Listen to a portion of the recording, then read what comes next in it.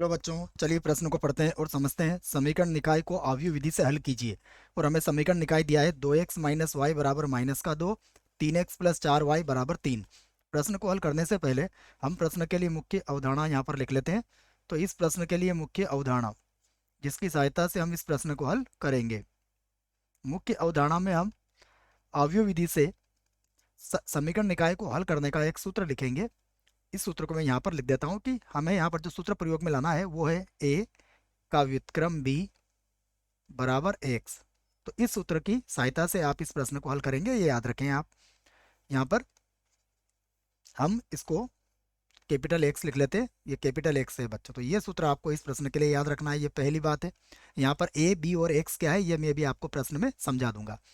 उसके बाद आपको a का व्युत्क्रम का ज्ञात करने का सूत्र भी याद होना चाहिए। a का जो व्युत्क्रम होता है वो होता है 1/सारणिक a और एडजॉइंट a। एडजॉइंट a, बस ध्यान रहे कि यहाँ पर सारणिक a का मान कभी भी 0 के बराबर नहीं होना चाहिए। तो ये a इनवर्स का सूत्र भी मैंने आपको लिखवा दिया है बच्चों। आइए अब हम समीकरण निकाय को लिखते हैं। तो हमें जो समीकरण निकाय दिया है वह है 2x, उसके बाद है माइनस का y और बराबर लिखा हुआ है माइनस का 2। ये हमारा समीकरण निकाय हो गया। उसके बाद है 3x प्लस का 4y बराबर 3। अब यहाँ पर जैसा मैंने आपसे कहा कि हमें a b और x के मान कैसे ज्ञात करना है उसको समझिएगा आप। यहाँ पर जो a होता है वो जो x y के गुणांक है इससे हम जो अवयव बनाएंगे वो होगा।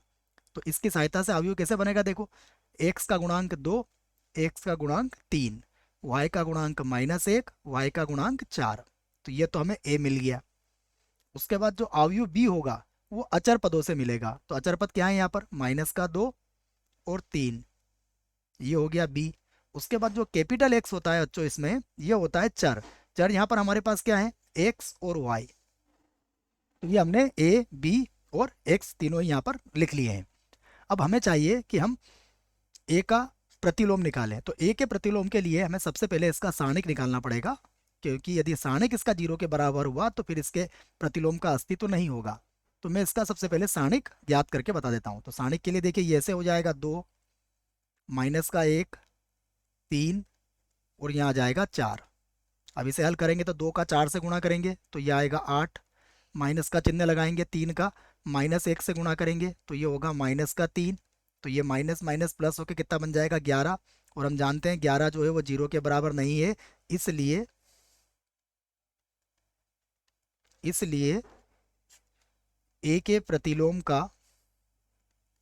अस्तित्व है। यहाँ लिख दिया हमने, अस्तित्व है।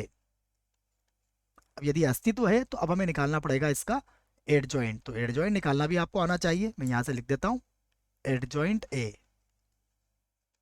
एडजॉइंट ए में हमें क्या करना पड़ेगा, सबसे पहले देखिए हम यहाँ पर 2 और 4 जो लिखा हुआ है इनको आपस में बदलेंगे।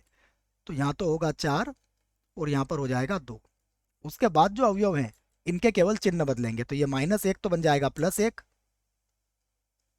और उसके बाद ये जो 3 थे ये बन जाएगा -3। ये आपको आना चाहिए एडजॉइंट ज्ञात करना, अगर 2 क्रम का हमारे पास अवयव है तो ये इसका एडजॉइंट हो गया। अब जब एडजॉइंट हो गया है तो यहाँ सूत्र लगा सकते हैं हम ए के प्रतिलोम का। ए का प्रतिलोम का सूत्र क्या लगाओगे आप, 1/सारणिक ए गुणा एडजॉइंट ए। तो सारणिक का मान कितना आया हमारे पास, 11 आया। और एडजॉइंट हमने यहाँ पर ज्ञात कर रखा, ये है 4 1 -3 2। तो ये हमारा ए इनवर्स आ गया। अब हम आव्यूह विधि का प्रयोग यहाँ पर कर सकते हैं। तो अब आव्यूह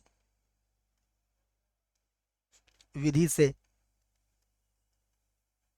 तो आव्यूह विधि का प्रयोग हम यहाँ पर करेंगे। तो आव्यूह विधि से क्या हो जाएगा, सूत्र क्या लगेगा, वो सूत्र भी मैं लिख देता हूँ।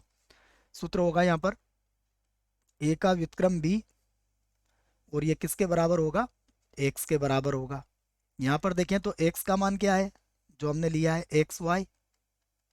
ए का प्रतिलोम कितना आया, 1/11, और उसके बाद है 4 1 -3 और 2, ये है बच्चों।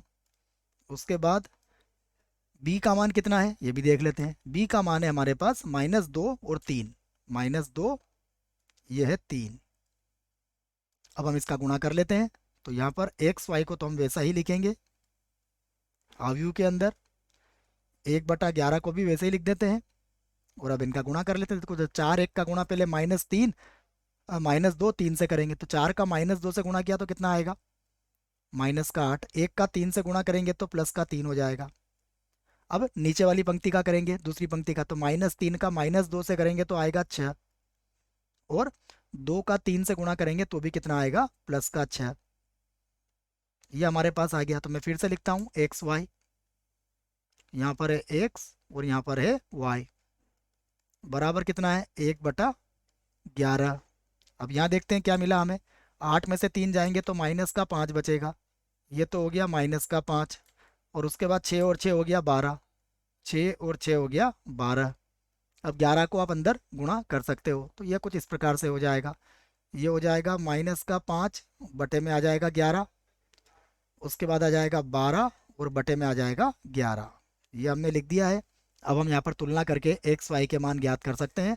तो मैं यहाँ से कह सकता हूँ, अतः देखिए एक्स का मान किसके बराबर निकलेगा, -5/11 के, तथा वाई का मान किसके बराबर निकलेगा, 12/11 के। और यही हमारे प्रश्न का उत्तर होगा। आशा करता हूँ आपको इस प्रश्न का उत्तर समझ में आया होगा। धन्यवाद।